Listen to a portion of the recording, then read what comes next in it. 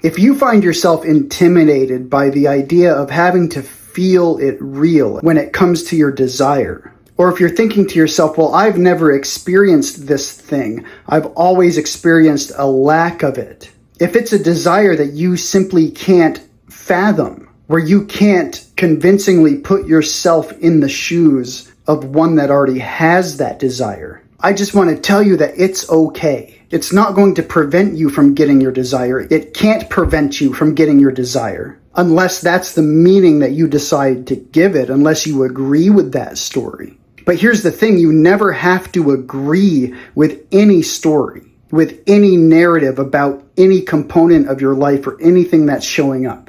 And it has nothing to do with being delusional or forcing yourself to believe something. Everything stems from your perceptions, your convictions, your opinions, your beliefs, the stories that you're telling. So if you're struggling with visualization or any other method trying to feel it real, then why overcomplicate this process? You can always change the story, the narrative. Remember that all possibilities are existing right now in this one eternal moment. There are infinite versions of you, infinite stories, infinite objective realities. And shifting your perspective to one of these realities that you would rather be experiencing, is really just a matter of changing the story, the narrative. It's not about pushing against what's showing up. It's not about denying the appearances of what is showing up. But it's merely about selecting a new story, a new narrative, a new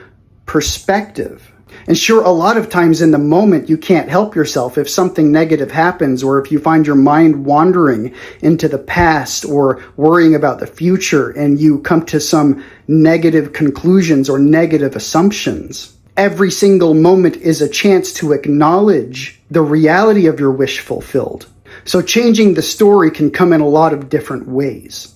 It can be affirmations, it can be internal dialogue, inner conversations, whatever works for you, but you can find any available moment. Every moment is an opportunity to tell yourself the story that you want to be experiencing, to change that inner dialogue. That's probably the simplest, most effective thing that you can do really in any moment, is to be consciously telling yourself a beneficial story, constructing a narrative consciously, intentionally, that's beneficial to you.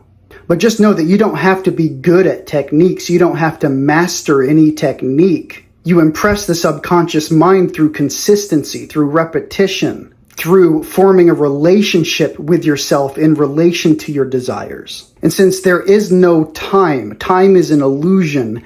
All time is right now, in this one moment, the eternal now. There is nothing outside of that. So remember, if you find yourself thinking that you failed or that you have set yourself back, that is the moment to change that story, to step into the now moment, the present moment, right now, and change your story.